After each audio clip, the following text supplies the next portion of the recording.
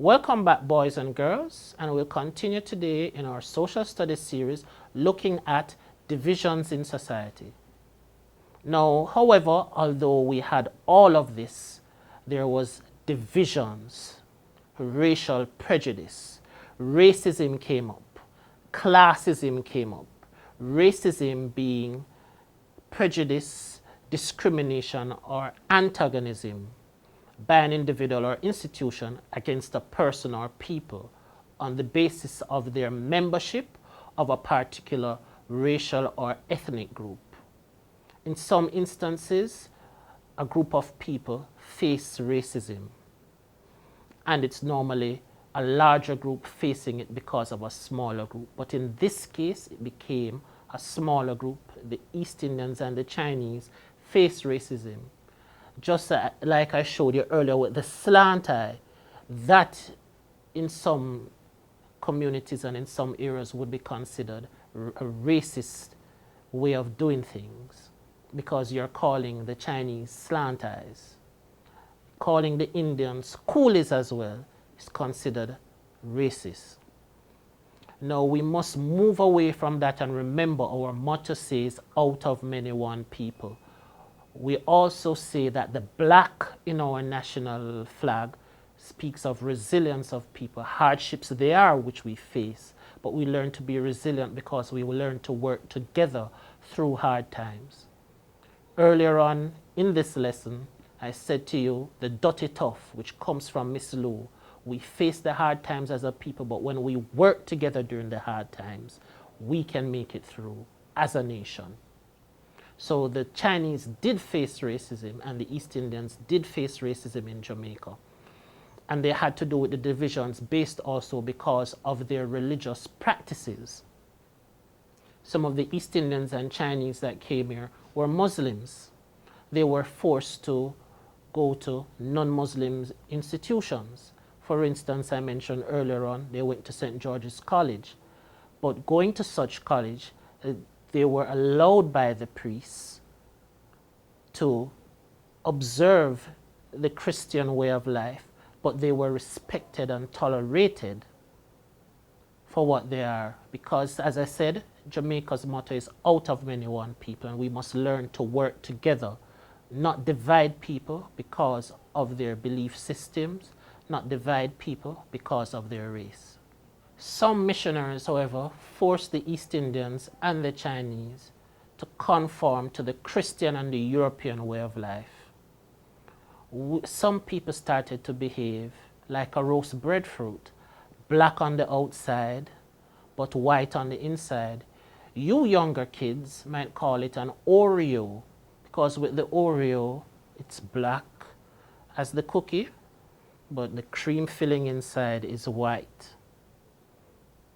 And that's one area that we faced in divisions, because the people of African descent in Jamaica also faced the same thing.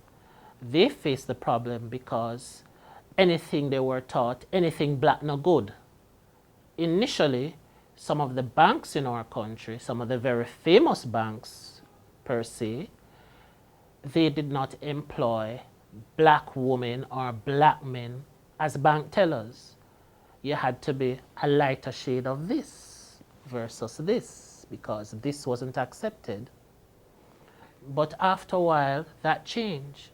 Even the factor of our Miss Jamaica, if she was black, she had to be really brown. And then this affected people of our African descent, because some of them, even today, still bleach, and they believe that bleaching is good. So it wasn't just the East Indians or the Chinese that faced racism and discrimination, but also our own African Jamaican descendants. They faced that as well, and they had an issue with it in dealing with that. The divisions with the East Indians were so deep that they had to change their names for their children. The surnames would change, but also the Christian names. You might not know it as surnames or Christian names. You might call Christian names your first name. So Charles, your first name, is your Christian name, whilst Brown, your last name, is your surname. And most of them, they had to change the names because some who were named Maharaja had to change their name to Maharaj. Some who were Singh had to keep the Singh name but change it a bit. If you look at most East Indians, their names are longer than how we know them. Take, for instance, Sachin Tendulkar name is actually longer than his name, but I can't pronounce it for you because it's got to get me tongue-tied. Names like Danish meant clever, Emir meant prince, Sanjay triumphant, and Alea excellent. These are some East Indian names that they used. Some Chinese did not mix with the rest of the population. They didn't want to lose their culture or their values. Their main values and culture purported hard work, discipline. Their education was centered around the family. They spoke English and patois, but they mixed it with the Chinese because that's what they learned, the patois, from the African descendants. And they kept it going in. Some of them even intermingled. You can see a Chinese cemetery on Walton Park Road, which the Chinese still use to bury their dead. And the heavy influence of the Chinese is downtown Kingston. There's no town, city, or village in Jamaica that you're going to go and not find a Chinese shop. It must happen. Chinese bakery usually bakes some nice hot bread, especially when it's raining. And as old people will tell you, ask grandma and grandpa, you must have hot bread in the rain, in the house with a little butter or cheese or a pear. Now, the divisions led to stereotypes. In 1918, there was an anti-Chinese riot in Jamaica that led to the burning down of Chinese shops right across the island, first starting at Yuatan, and then it spread to other parishes such as St. Mary, Clarendon, and St. Anne's. The whole feeling that the black man was being left out because a Chinese man had a black girlfriend, it became a problem. Some Chinese men ventured into getting a black wife or a black girlfriend and having children with them, but the whole stereotype was still there, and they didn't believe that the Chinese must mix. And we still have some of that stereotype existing in our country today, although you will find people of this complexion being named Wang, Lee, Ling, Hong, or Kong. Still happens in Jamaica today. Like I said, our motto says, out of many, one people. Tolerance, we must remember that. Unity, we must remember that. Strength and vigor is built out of that. We've had Chinese Miss Jamaicas. We've had Chinese Miss Jamaicas going on to be Miss Jamaica World. So we can look at that. So the influence is there. The East Indian elements also influence our dress. Jonkonu is a mixture, and it included some of the East Indian influence. It's not just the European influence that comes out into Jonkonu with Actor Boy, but also the Jonkonu procession consisted of the East Indian dress, and this Jonkonu procession had people dressed in all colorful garments, which is what most of the Maharajas had in India. So they influenced that. Now, most of you around Christmas time must experience a little Jonkonu jumping up and down with the horse head, or Actor Boy, or Black Tom. You must experience that. So if you don't experience that, ask your parents about Jonkonu. Let them look for the legal YouTube videos with Jamaican Jonkonu and show it to you. We must remember, however, the rolling calf in Jonkonu. And we must also remember that the Jonkonu has a strong African influence because our African ancestors, giving us their African descendants, the whole meaning of Jonkonu, it was a way of our African ancestors rebelling against slavery and creating the satire of it. Satire meaning they laugh about something that is bad.